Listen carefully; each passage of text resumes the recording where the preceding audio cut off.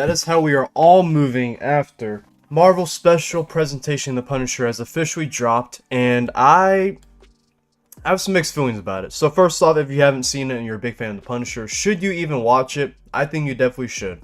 If you're a big Punisher fan, I would definitely watch it, because if you're a simple creature like most people, including me, you just want to see Frank Castle kill some people, and you'll definitely get that from this.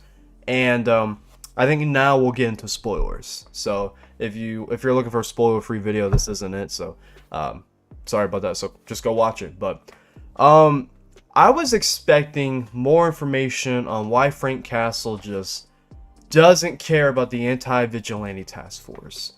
And I get it's because, you know, he killed everyone linked to who was involved in his family's murder. But the cops really using his logo, like, and why is he still in like New York? And just that's the main thing that frustrated me about it. Overall, I liked it. I really dug it for what it was, just an hour-long just kill spree from Jon Bernthal's Punisher. I mean, it did exactly what, you know, most people wanted. But me personally, I wish I got more information about what Frank Castle's up to after Punisher Season 2, because at the end of Punisher Season 2, he did such an honorable thing. Protected this girl, gave her a bunch of money so she could go to Florida. Shout out to Amy from Punisher Season 2.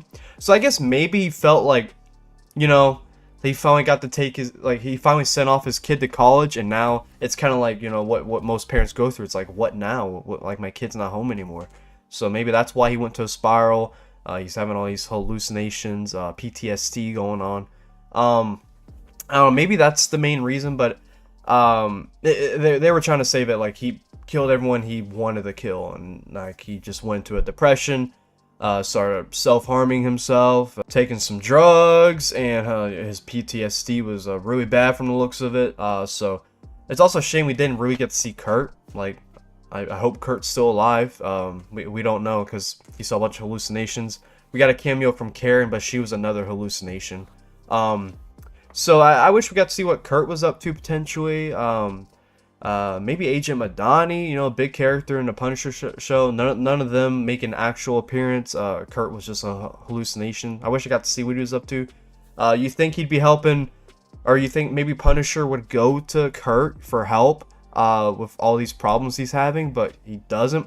And he's living in the absolute slums, even though he doesn't really, like, have to. I just keep remembering the beginning of Season 2 of The Punisher. He actually went to like Michigan and found a woman with a kid that he actually really dug the kid, and nothing ever came of that. She never appeared for the rest of the season after like episode 1 or 2. So I'm thinking the main reason he's still in New York is just so that he can still visit his family's gravesite. You know, just when he has some questions, they can help give him answers. Maybe, I think that's the only reason he's still in New York. But what also really confused me in the beginning of the presentation was the Nuki family, because if you remember from like episode 1 or 2 of Season 1 of Punisher, he like took a lot of them out, so I just assumed he took the whole family out. But it turns out there was still a bunch of them left, and they didn't like, like, we were just led to assume, oh, like, he didn't kill like a big part of the family. So I was really confused. I'm like, didn't he like kill everyone?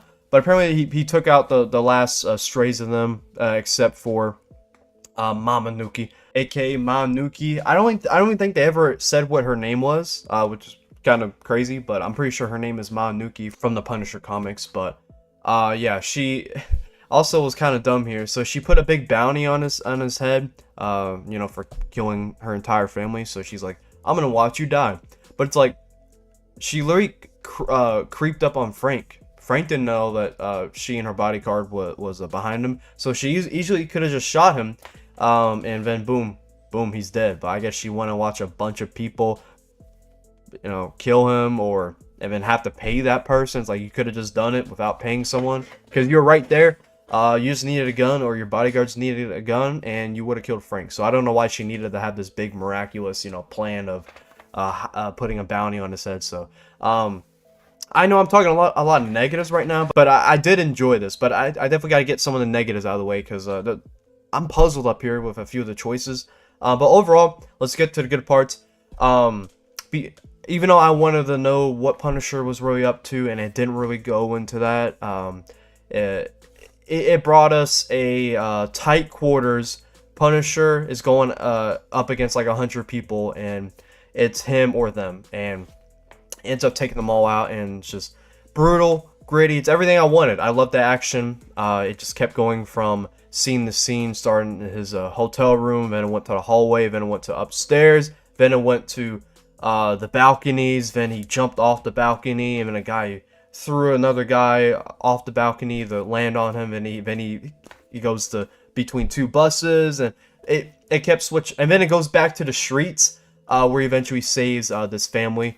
And yeah, I loved how it kept switching up the scene, like Injustice style. So the action was really good, and I mean, if the action's really good and a little short Punisher special, then it's a win for me. It gets people familiar with the Punisher before they go watch Spider-Man Brand New Day. So that's why they did this, and I thought they did a decent job with it. I just wanted a little more because I actually really, like the Punisher. I watched both seasons of Punisher. He was the best part of Daredevil season 2. So I really enjoy his character. I want to know what he's up to, and I didn't really get the answers I wanted. They basically just said, oh, he's having some PTSD, and he doesn't know what to do now that he killed everyone he wanted to kill. Meanwhile, I think he very well could have gone after and helped Daredevil, Jessica Jones, Karen, and company go after the anti-vigilante task force, who are terrorizing New York right now. I don't think this is after Daredevil Born Again season 2.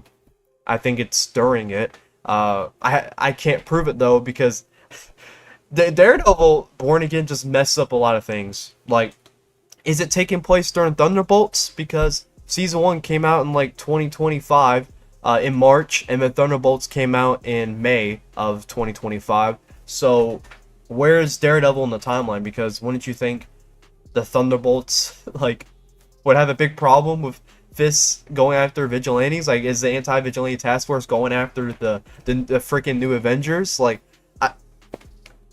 I just feel like Frank would have helped. Okay, he only helped because Karen asked him to protect Matt in the finale of season 1, which, my goodness, thank goodness for that, because it would have been like a 0 that season if it wasn't for Matt and Punisher taking out all the anti-vigilante task force guys, because that was the best scenes of the show, to be quite honest. But yeah. Oh, there's not a lot to talk about here. It was short. I wish it was longer. I really wish it was longer. Because after we got introduced to the guy in the beginning where the thugs take out his dog and all that very sad scene. I was like, man, we're like probably like 10 minutes into this, and we got like 30 35 minutes left. I'm like, no, it's gonna feel so rushed, and it was a rush. The pacing was pretty good. We actually got quite a bit of breaks in between each action scene, which was pretty nice. Just they were trying to get us to feel what Frank is feeling right now, because you can't just go fight, and then not be gassed. You gotta take your breaths, and that was pretty realistic. But yeah, I mean, there really wasn't much of a plot. It was just Monuki put a bounty on his head for taking out her whole family. Then he takes out like 100 people in a hotel. And then he saves this family from a bunch of thugs. Did they I don't even think they casted anyone, because it just looked like New York out there. It looked like a regular New York. For whatever reason, it's just the streets are absolutely flooded with just these goons, okay? These straight up goons. And they're saying it's because it's a power struggle after the whole Nuki family died. So it's kind of like, a Batman Arkham Knight out here. The Joker's gone, so now, Gotham's just waiting for the next big villain to pop up, and it being Scarecrow. That's basically what happened here. Just a bunch of thugs on the street terrorizing people. And Punisher ends up helping this one family that he met in the beginning of the episode. He was just grabbing a cup of coffee. It was cool to see that, him grabbing a cup of coffee after he talked about it so much in Born Again Season 1. But overall, I enjoyed it. I did want a little more. I am a tad bit disappointed just because some of the logic didn't really make sense with Monuki just putting a bounty instead of just taking him out himself. Where exactly this is in the timeline. I wish it came up for a better reason why Frank just wasn't involved during the events of Born Again. But other than that, the action was good. and it's just good to see the Punisher back because he's one of the best freaking cast of characters. Jon Bernthal is the Punisher. He was the best part of Daredevil season 2.